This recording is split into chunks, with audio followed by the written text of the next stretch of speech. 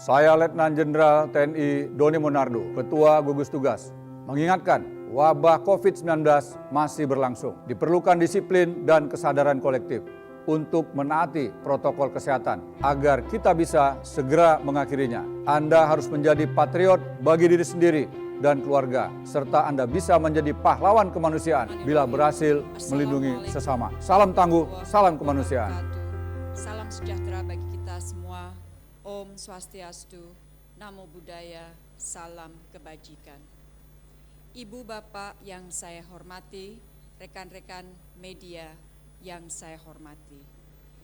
Hari ini izinkan saya menyampaikan beberapa informasi terkait pemulangan warga negara Indonesia dari luar negeri.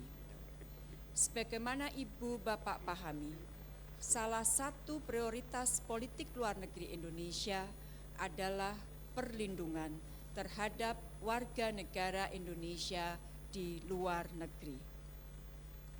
Prioritas ini menjadi lebih relevan pada saat pandemi COVID-19 terjadi. Kementerian Luar Negeri bersama dengan seluruh perwakilan Republik Indonesia di luar negeri terus berusaha semaksimal mungkin agar dapat menjalankan tugas perlindungan ini sebaik mungkin. Tentunya dengan pandemi ini maka tantangannya menjadi semakin besar. Salah satu hal paling menonjol selama pandemi adalah kepulangan warga negara Indonesia ke tanah air dalam jumlah yang cukup besar. Kepulangan dalam jumlah besar ini terjadi antara lain disebabkan banyak warga negara Indonesia yang kehilangan pekerjaan atau untuk sementara kehilangan pekerjaan karena pandemi. Telah habis masa kontrak kerja dan tidak diperpanjang lagi, pelajar dan mahasiswa yang telah menyelesaikan studinya dan WNI yang telah habis masa tinggalnya dan tidak diperpanjang lagi. Bapak Presiden dalam rapat terbatas tadi pagi kembali memberikan arahan agar protokol kesehatan dapat dilakukan secara ketat, secara disiplin dan seragam di semua pintu masuk Indonesia, baik pintu melalui udara, darat maupun laut. Arahan ini beberapa kali ditekankan, tentunya untuk melindungi warga negara Indonesia yang kembali ke tanah air dan untuk melindungi keluarga mereka, masyarakat sekitarnya, serta untuk melindungi Indonesia kita. Pemberlakuan protokol kesehatan ini telah diatur dalam Surat Edaran Menteri Kesehatan nomor 313 tahun 2020. Sekali lagi, kami sangat mengharapkan kiranya semua warga negara Indonesia yang baru tiba dari luar negeri secara disiplin dan ketat dapat menjalankan protokol kesehatan tersebut demi kesehatan Anda, keluarga, dan masyarakat. Terkait dengan ketibaan warga negara Indonesia di tanah air, saya ingin menyampaikan beberapa hal. Pertama, jumlah warga negara Indonesia yang telah kembali ke tanah air. Per 10 Mei 2020 kemarin, ketibaan WNI dari Malaysia berjumlah 72.966 orang. Kembali melalui laut 65% atau 47.674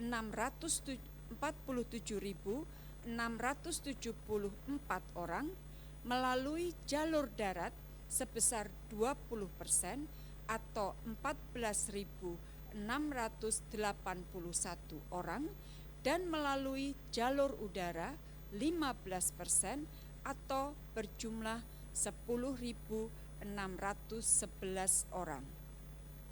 Sebagai informasi dapat saya sampaikan bahwa pemerintah Malaysia telah memperpanjang berlakunya Movement Control Order atau MCO dalam bentuk Conditional Movement Control Order atau CMCO yang semula akan berakhir 12 Mei diperpanjang sampai dengan 9 Juni.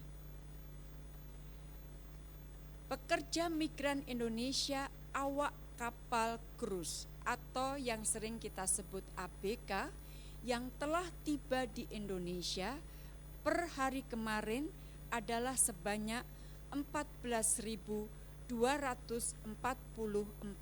orang. Mereka kembali melalui jalur udara, yaitu melalui Bandara Soekarno-Hatta dan Ngurah Rai, serta melalui jalur laut, yaitu melalui Pelabuhan Benoa dan Tanjung Priok. Dari Arab Saudi, 3 kali rombongan kepulangan dengan jumlah total kepulangan 992. Dari Kuwait telah mendarat semalam sebanyak 164 WNI. Dari Aljazair, para pekerja dari Wika dan lain-lain dengan total 391 orang. Dari Kairo telah tiba 25 April sebanyak 75 WNI dan masih akan terdapat penambahan untuk Kairo dan Oman sebanyak 333. Hari ini akan tiba WNI kita dari Bangladesh sejumlah 196 WNI. Selain itu, pada hari ini juga akan tiba 567 awak kapal WNI yang bekerja di 3 kapal pesiar melalui pintu masuk Pelabuhan Tanjung Priok dan Bandara Soekarno-Hatta. Sementara itu, Ibu dan Bapak sekalian, dapat kami sampaikan bahwa kepulangan jamaah tabligh WNI dari India sampai sekarang masih terus diupayakan oleh pemerintah. Indonesia akan bekerja sama dengan negara-negara lain yang memiliki jamaah tabligh di India, misalnya Malaysia, Bangladesh, dan beberapa negara lainnya untuk menangani kepulangan jamaah tabligh ini. Hal kedua yang ingin saya sampaikan adalah mengenai data WNI yang terpapar COVID-19 di luar negeri. Hingga kemarin 10 Mei 2020 terdapat 734 kasus yang terpapar COVID-19. 321 masih dalam perawatan, 372 orang telah sembuh, dan 41 telah meninggal dunia. Mereka ini berasal atau tinggal di 33 negara dan teritori dan juga berasal dari 20 kapal pesiar. Seluruh perwakilan Republik Indonesia di luar negeri terus melakukan koordinasi dengan otoritas negara atau teritori setempat guna memastikan semua WNI yang terpapar mendapatkan pelayanan kesehatan yang layak sesuai situasi dan peraturan setempat. Isu ketiga yang ingin saya sampaikan adalah guna meringankan WNI yang paling terdampak dan paling memerlukan, maka pemerintah Indonesia telah dan akan terus memberikan bantuan sembako dan bantuan kebutuhan kesehatan lain seperti masker, hand sanitizer, disinfektan kepada para warga negara Indonesia. Semua bantuan ini tentunya dilakukan sesuai situasi negara setempat dan dengan menghormati peraturan yang berlaku di negara tersebut. Hingga 10 Mei 2020, sebanyak 375.162 paket sembako dan barang keperluan medis lainnya telah diberikan kepada warga negara Indonesia yang rentan dan sangat membutuhkan. Di Malaysia, 334.369 sembako telah didistribusikan. Kami mengucapkan terima kasih kepada organisasi masyarakat Indonesia di Malaysia yang telah bahu-membahu dengan perwakilan Republik Indonesia di Malaysia dalam penyediaan dan pendistribusian sembako. Di Timur Tengah telah didistribusikan 19.083 paket, wilayah Eropa 3.350, wilayah Asia dan Pasifik tentunya selain Malaysia yaitu sebesar 5.240, wilayah Amerika 13.015, wilayah Afrika 105. Ibu dan Bapak yang saya hormati, rekan-rekan media, magnitude kasus-kasus perlindungan WNI di luar negeri selama COVID-19 ini memang luar biasa, unprecedented. Pemerintah Republik Indonesia dan seluruh perwakilan Republik Indonesia di luar negeri telah dan akan terus meningkatkan upaya perlindungan WNI semaksimal mungkin. Dalam hal ini, saya sangat mengapresiasi inisiatif berbagai komunitas masyarakat Indonesia di luar negeri untuk bahu-membahu bersama perwakilan Republik Indonesia di luar negeri dalam memberikan bantuan kepada saudara-saudara kita yang paling rentan dan paling terdampak virus COVID-19.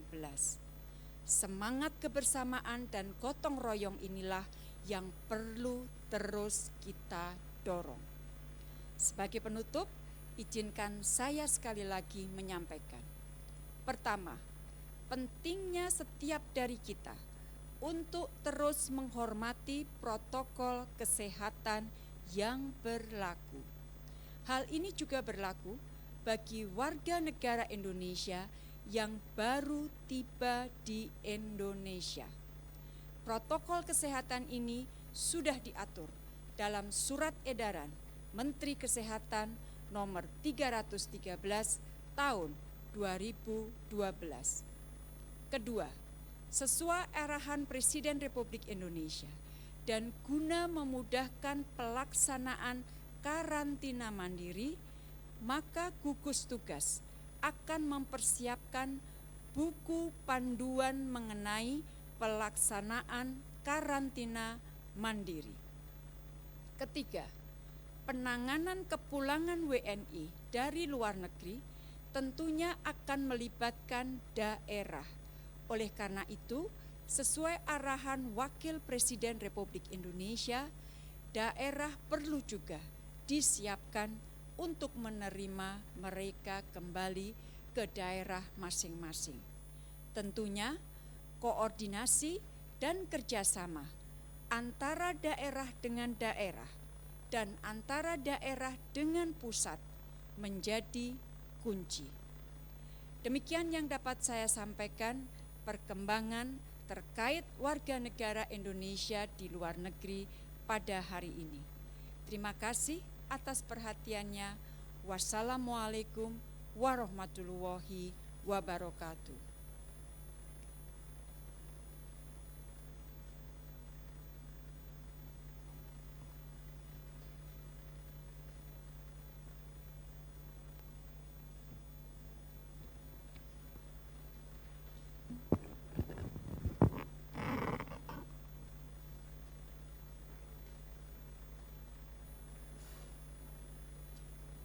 Saudara-saudara, selamat sore. Pada kesempatan yang baik ini, kami akan menyampaikan beberapa hal terkait dengan update penanganan pandemi COVID-19 yang sudah kita lampaui dalam lebih dari 2 bulan terakhir ini. Saudara-saudara, mari kita kembali lagi kepada hal yang prinsip dan mendasar dari penyakit COVID-19 ini. Penyakit COVID-19 ini adalah penyakit menular yang pasti harus ada sumber penularan dan ada orang lain atau kelompok masyarakat lain yang rentan untuk tertular. Kita ketahui bahwa COVID-19 adalah penyakit yang disebabkan karena virus dan menyerang sepanjang saluran pernafasan, mulai dari rongga hidung, mulut, kemudian langsung ke paru-paru sampai dengan ke gelembung-gelembung akhir paru. Penyakit ini, virus ini tumbuh dan menjadi banyak melakukan replikasi di sepanjang dinding saluran ini. Oleh karena itu, pada orang yang di dalam tubuhnya terdapat virus COVID-19 ini, pada saat dia batuk, pada saat dia bersin, pada saat dia berbicara, maka sebagian dari dinding saluran pernafasan ini akan terlepas keluar bersamaan dengan percikan-percikan udara yang sangat kecil yang kita sebut droplet. Inilah yang kemudian menyebar luas ke sekitarnya dan bisa saja secara langsung mengenai orang lain di saluran nafasnya sehingga dalam waktu cepat maka akan terjadi pemindahan virusnya. Atau bisa juga mengenai benda-benda yang ada di sekitarnya yang karena kemudian tidak kita sadari, kita menyentuhnya, maka terjadi pemindahan virus ini dari benda itu ke tangan kita. Dan selanjutnya tanpa mencuci tangan, kita memegang mulut, hidung, mata, dan sebagainya, maka akan terjadi penularan ini. Oleh karena itu, mekanisme inilah yang harus menjadi dasar bagi kita untuk mengendalikan dan memutuskan rantai penularannya. Yang pertama tentunya kita harus melakukan isolasi kepada orang yang membawa penyakit ini, membawa virusnya. Mekanisme ini tidak begitu mudah bisa kita lakukan. Karena kita tahu bersama bahwa sekarang ini banyak orang yang membawa virus namun memiliki keluhan atau gejala yang sangat kecil, sangat minimal, bahkan tanpa gejala.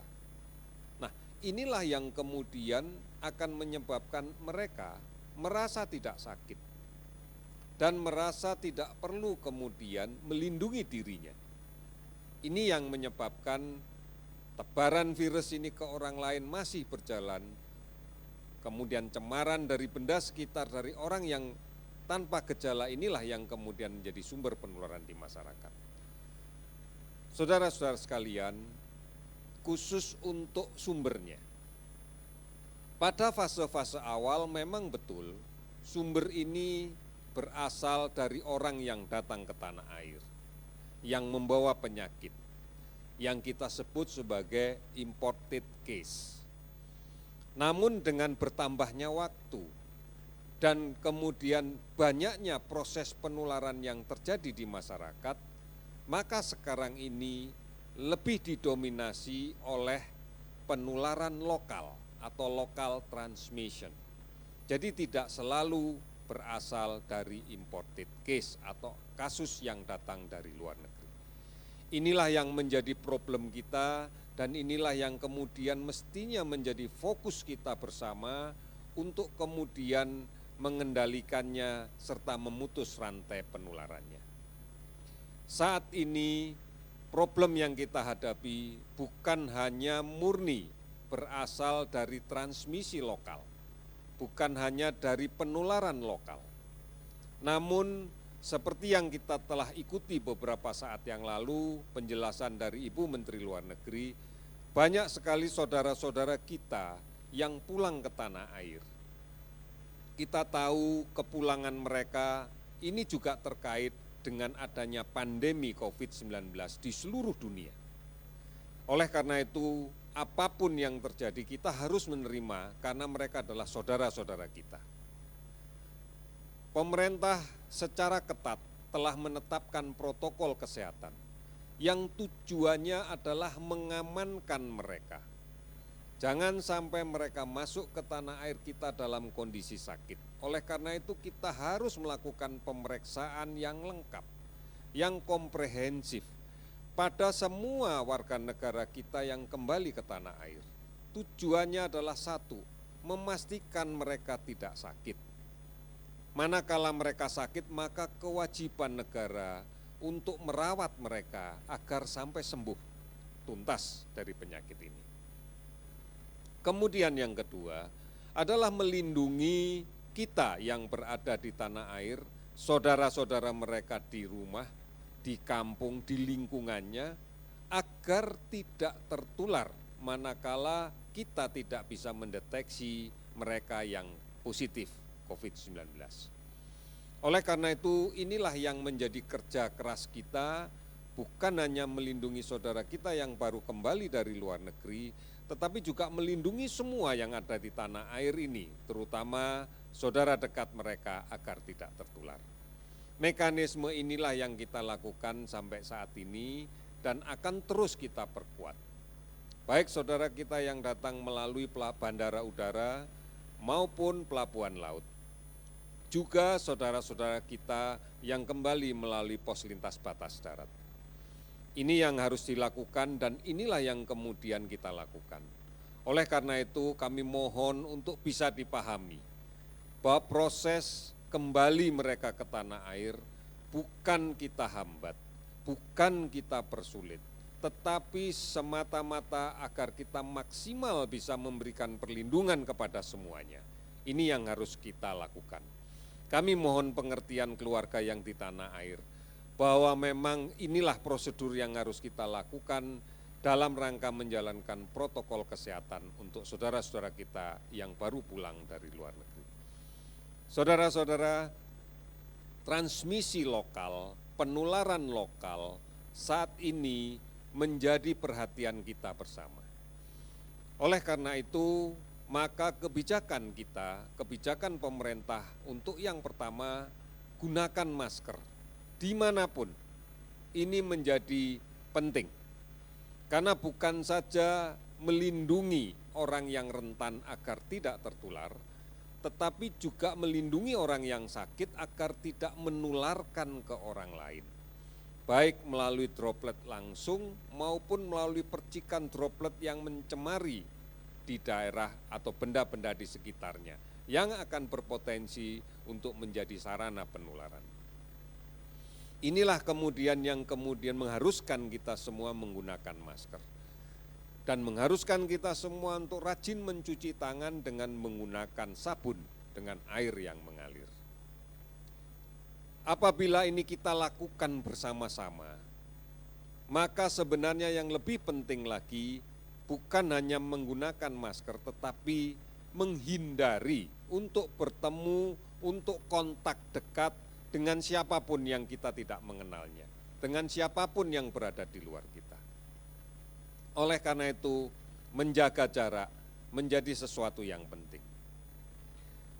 Secara mendasar, kita sekarang tidak bisa lagi meyakini bahwa saya berada di lingkungan yang aman, bahwa saya akan bertemu dengan orang-orang yang sehat. Oleh karena itu, tidak keluar rumah, tetap berada di rumah, dan semuanya dikerjakan dari rumah sehingga tetap kita bisa produktif di rumah, adalah menjadi pilihan yang terbaik. Tidak keluar rumah, kecuali untuk hal yang terpaksa harus keluar. Oleh karena itu, tetap di rumah, tidak melakukan perjalanan kemanapun, termasuk tidak mudik. Karena kita tidak bisa memberikan jaminan bahwa sepanjang perjalanan kita akan berada dalam posisi yang aman dan tidak tertular oleh penyakit ini.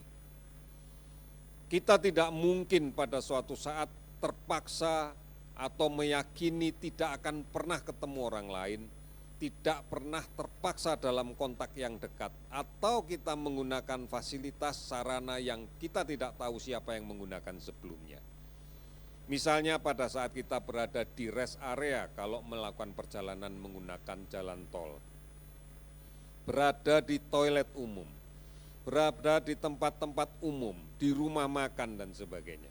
Inilah yang kemudian memberikan ruang yang paling mungkin untuk terjadinya penularan.